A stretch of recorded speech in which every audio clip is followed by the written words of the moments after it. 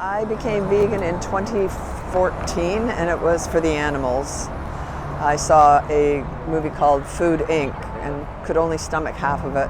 Became vegetarian at that point, and a month later I saw what happened to cows and to chickens. Mercy for Animals is the video, Farm to Fridge, that actually turned me vegan because I watched it to the end. It was just 14 minutes. It was very quick and very effective, and went vegan overnight.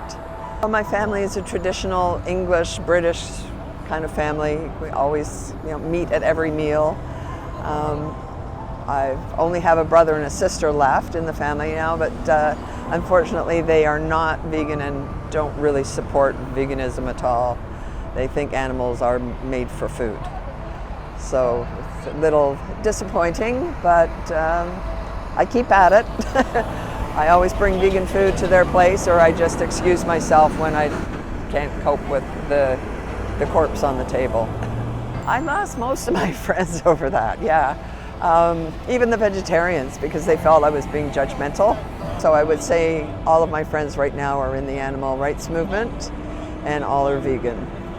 My first vigil here at Fearman's was in 2017. I've started regularly about 3 years ago. I started off with a group that met on Sunday, and that wasn't working out for me, so I joined Animal Save, and I come every Wednesday, and then also through the open portal on various days. The pigs, oh, they were so crowded in there, just they were throwing up. One pig was having their head sat on. There was all sorts of abrasions on their ears and on their backs. One pig had a bleeding tail, so I don't know if it happened in the truck or if another pig bit what was left of the baby's tail.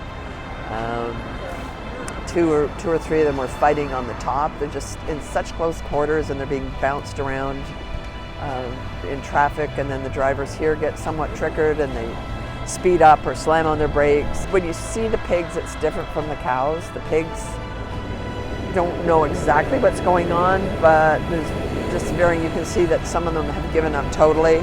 Some seem to be looking for a friend because they make eye contact and they come over to smell you or give you snout kisses. Yeah, so you can tell, I think, what kind of farm they came from, whether they were really abused a lot, and that seems to be the majority of them. But there are some, I guess, maybe from smaller farms, I don't know, that aren't terrified of people and will come over and to see what's going on. But the look of defeat and sort of, I always call it the help me look, like do something look, is what gets to me every time. I've been to Cow Save twice. I came last week as well, so we're going to try to drive to Toronto each month for the cow vigils. They're confused, they don't know what's going on, they're just looking around. So you want to be there and make sure that people know what's happening to them. I'm going to cry.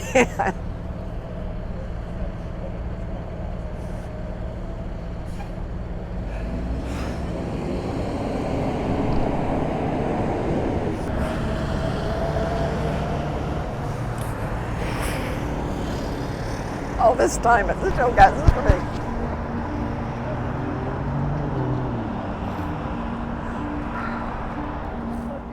I hope that more people will come and bear witness. There seems to be a disconnect, total disconnect between pigs and dogs. They don't think of pigs as being like animals. They say they're animal lovers. And I think the people that believe it need to get out and show it, because there's power in numbers. The more people that come, the faster and stronger our message will get across to people. It's an easy thing to do. If you're with Animal Save, it's an hour and a half out of your day, and just helps to get the message out there.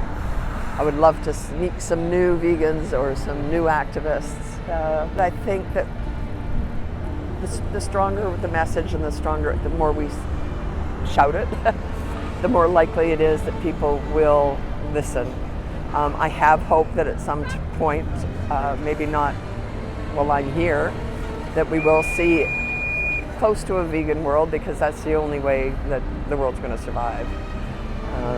And it's just not right that the animals are put through what they're put through. So outreach so that people start to think of the pigs and the cows and the chickens and the lambs and the goats and all the others that are slaughtered. They realize that they're just the same as dogs and cats, that once they get to know them, there is no difference. And perhaps that will make them think twice about eating them. We do experience a lot of support, a lot of horn honking, friendly horn honking, and waves, but we also get a lot of verbal abuse from people who drive by. Of course, they won't get out of the car and talk to us, but they just scream obscenities at us. And you can hear the yelling and the pigs crying out there. So it's a real mixed bag. The people who just can't face the fact that animals have feelings are probably the most aggressive towards us. Some of the drivers of the trucks are rather just regular guys, and others are very angry at us for just holding a sign and wanting to say goodbye to the pigs. Look at what you're doing. I mean, really look at what you're doing. Watch some videos and go vegan. At the very least, go vegan.